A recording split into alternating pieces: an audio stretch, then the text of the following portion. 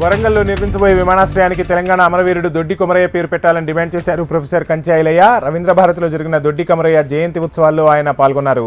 దొడ్డి కొమరయ్య కేవలం కురుమ కులానికి చెందిన వ్యక్తి మాత్రమే కాదని తెలంగాణ అస్తిత్వానికి నిదర్శనమని ఐలయ్య కొనియాడారు. ప్రభుత్వం తరపున దొడ్డి కొమరయ్య జయంతి ఉత్సవాలు నిర్వహించడం సంతోషించదగ్గ పరిణామమన్నారు.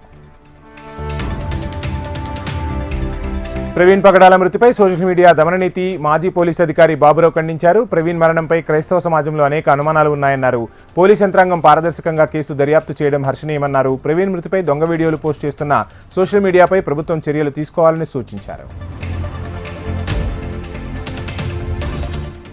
ఉప్పల్లో టీజీఎస్పీడీసీఎల్ హబ్సిగూడ మేడ్చల్ సర్కిల్ అధికారులు ఇతర సిబ్బందితో సీఎండీ ముషారఫ్ ఫరూకీ ముఖాముఖి సమావేశమయ్యారు. వేసవిలో విద్యుత్ లోడ్ సమస్యలు రాకుండా తీసుకోవాల్సిన జాగ్రత్తలు, నాణ్యమైన విద్యుత్ అందించే విధంగా చర్యలు, సిబ్బందికి ఎదురవుతున్న ఇబ్బందులను అడిగి తెలుసుకున్నారు.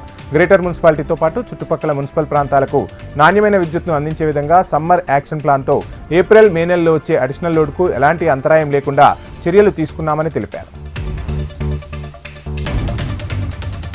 టాలీవుడ్లో ప్రముఖ సినీ నిర్మాణ సంస్థ శ్రీ వెంకటేశ్వర సినీ చిత్ర బ్యానర్పై ప్రముఖ నిర్మాత బీవీఎన్ఎస్ ప్రసాద్ బాపినీడు నిర్మించిన చిత్రం Jack, star boy Siddhu Jonnalagadda, baby fame Vaishnavi Chaitanya జంటగా నటించిన ఈ సినిమాకు బొమ్మరిల్లు భాస్కర్ దర్శకత్వం వహించారు. ఈ చిత్రంలో ప్రకాష్ రాజ్, రవిప్రకాష్ తదితరులు కీలక పాత్రల్లో నటించారు.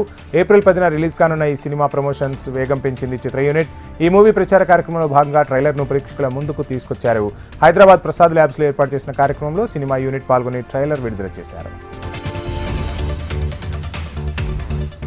రాజు కనకాల, ఝాన్సీ ప్రధాన పాత్రలో నటించిన వెబ్ సిరీస్ హోమ్ టౌన్ మనసుని హత్తుకునే కుటుంబ కథతో రూపొందిన ఈ సిరీస్కు శ్రీకాంత్ దర్శకత్వం వహించారు. ఇది తప్పకుండా ప్రేక్షకులకు నచ్చుతుందని ఆశాభావం వ్యక్తం చేశారు. సిరీస్ చూసిన తర్వాత ప్రేక్షకులకు చిన్ననాటి రోజులు తప్పక గుర్తుకు వస్తాయన్నారు రాజు కనకాల. తాము కూడా ఇప్పుడే ఈ సిరీస్ను పూర్తిగా చూశామన్నారు.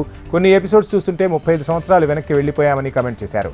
తన చిన్ననాటి లవ్ స్టోరీలు, స్నేహితులతో చేసిన అల్లరి అన్నీ గుర్తుకొచ్చాయని రాజు తెలిపారు.